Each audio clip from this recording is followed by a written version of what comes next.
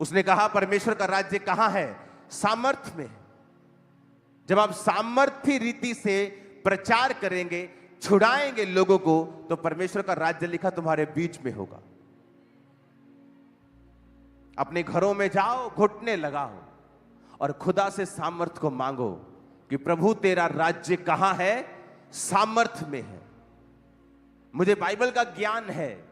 मैं कई बार आपको सिर्फ बाइबल की गहरी बातें बताता हूं, सिर्फ प्रचार करता हूं 2-2 घंटे, हीलिंग के लिए प्रेयर भी नहीं करता हूं उस दिन। लेकिन फिर भी उसने कहा अच्छी बात है आप वचन का ज्ञान लो, लेकिन एक बात समझ लो, परमेश्वर का राज्य बातों में नहीं। कहां है? सामर्थ में है उसका राज्य। कुरिन्थिया कलीसिया बहुत फूली हुई थी। कहता अब मैं जब तुम में आऊंगा तो उन फूले हुओं की बातों को नहीं, परंतु उनकी सामर्थ्य से जान लूंगा कि ये रियल क्रिश्चियन है या सिर्फ बातें ही करते हैं वचन की और ज्ञान की। क्या ये बातें ही करते हैं या ये सामर्थी भी हैं? क्या ये दुष्ट आत्माओं को निकाल सकते हैं? क्या ये बीमारों को चंगा कर सकते हैं? क्योंकि लोग बोलते हैं कि सब लोग बीमारों को चंगा करने के लिए नहीं बुलाए गए।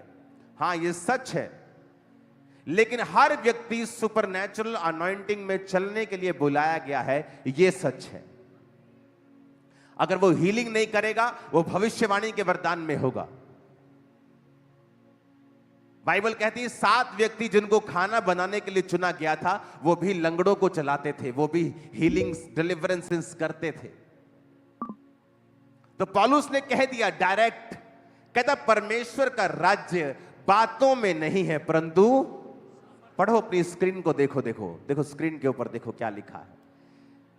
कहता परमेश्वर का राज्य बातों में है ही नहीं, पर कहता सामर्थ में है, पावर में है, जो घुटने टेकने पर ही मिलती है, जो अलगताई करने पे ही मिलती है, जो इसी शर्त पे मिलती है कि आप अपने हैबिचुअल सिंस को, जिन पाप में आप बार बार गिरते हैं, जो आपकी कमजोरी है, जब तक आप उस पे कब्जा नहीं कर लेते हैं और अपने आप को अलग नहीं कर देते हैं, तब तक परमेश्वर आपको सामर्थ पाने के योग्य नहीं गिनता है। चाहे आप टाइदर हैं, आप प्रेयरफुल हैं, आप फास्टिंग करते हैं, जब तक आप जीते नहीं हैं अपने ऊपर, तब तक आप सामर्थ पाने के काबिल नहीं हैं।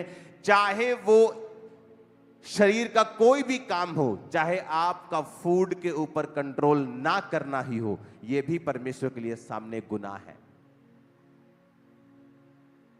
गुस्सा आना, नहीं रोजा कल रखेंगे, आज नहीं, आज भूख लगी है, बार बार एक ही पाप में गिरना, व्यभिचार में गिरना, चोरी करना।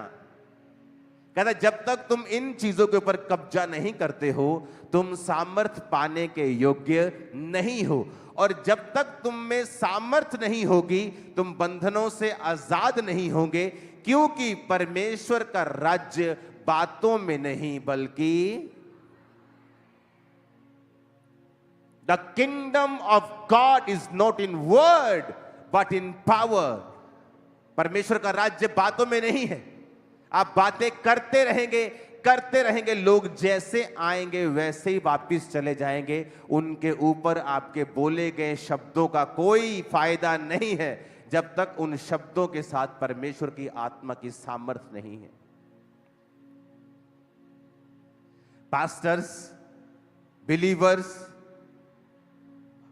वचन कहता है कि परमेश्वर का राज्य सामर्थ में है।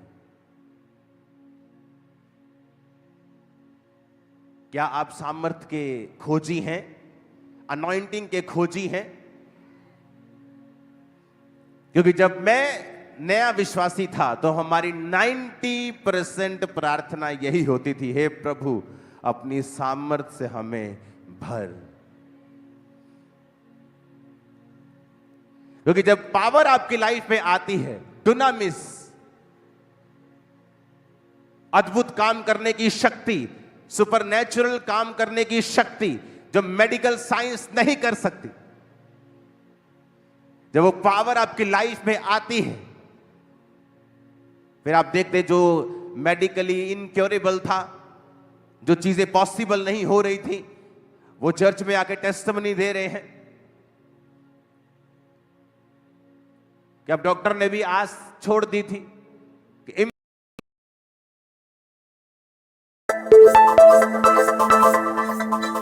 Incoming voice call from Rupesh on SIM SIM1.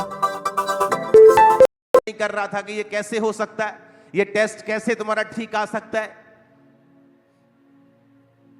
Miracles आज भी होते हैं, और जीसस ने कहा जब तुम सुसमाचार देने के लिए जाओ तो उनके लंगड़ों को क्या करो, चंगा करो, उनके अंधों को आंखें दो।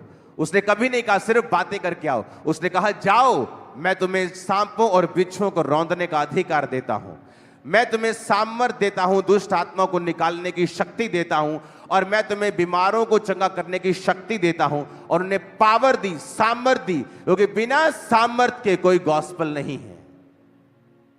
हालेलुया। क्या आज आप चर्च में सामर्थ पाने के लिए आए हैं? क्या आज आपके आने का मकसद यह है कि आप परमेश्वर के स्पर्श को पाएं, या आप सिंपली कुछ और करने के लिए आए हैं? क्योंकि सारे लोग यहां सामर्थ पाने के लिए नहीं आए। और यहां पर मिस्टेक होती है जहां वचन कहता है परमेश्वर का राज्य बातों में नहीं परंतु सामर्थ में है। सोच लो ये लाइन, समझ लो ये लाइन, अंदर बसा लो ये लाइन कि परमेश्वर का राज्य जहां बातें होंगी वहां है ही नहीं। वचन की 10,000 बातें होंगी, लेकिन जब कुछ करने का समय होगा, लोगों को डिलीवर करने का समय होगा, तब मीटिंग आमीन हो जाएगी। तो क्या इसकी साइंस बनती है? मेरे को बताओ जरा, क्या लॉजिक बनता है इसका कि दुनिया भर का इंग्रेडिएंट बना के आटा गूंद लिया और जब फुलके बनाने की बारी आई तो चले गए? तो क्या लॉजिक है उसका कि 10,000 बातें की लेकिन सामर्थ के साथ लोगों को डिलीवर नहीं किया? तो क्या लॉजिक है उसका? अगर आप वचन के सिखाने वाले हैं तो याद रखें उसका सामर्थ कहां है, उसका राज्य कहां है? सामर्थ। आमीन। इसलिए उसने कहा जाओ और लोगों को चंगा करो।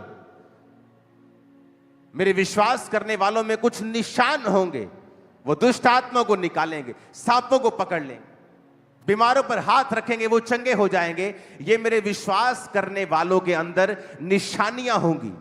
जीसस ने कहा खुद। और ऐसे झूठे भविष्यद्वक्ता के बारे में भी लिखा है जो चंगाई करेगा, चमत्कार करेगा, लेकिन वचन कहता है ये लोग मसीह का इनकार करेंगे, अपने आप को मसीह कहलवाएंगे, ये चर्च के पैसों को अपना पैसा समझेंगे, ये व्यभिचार भी करेंगे और पुलपट पे खड़े भी रहेंगे, और इनमें पश्चाताप का कोई साइन नहीं होगा। परमेश्वर का राज्य कहां है? फिर से पढ़ो, बोलो अपने पड़ोसी को उसका राज्य कहां है। फिर से कहो अपने पड़ोसी को उसका राज्य कहां है? सामर्थ में है। आमीन।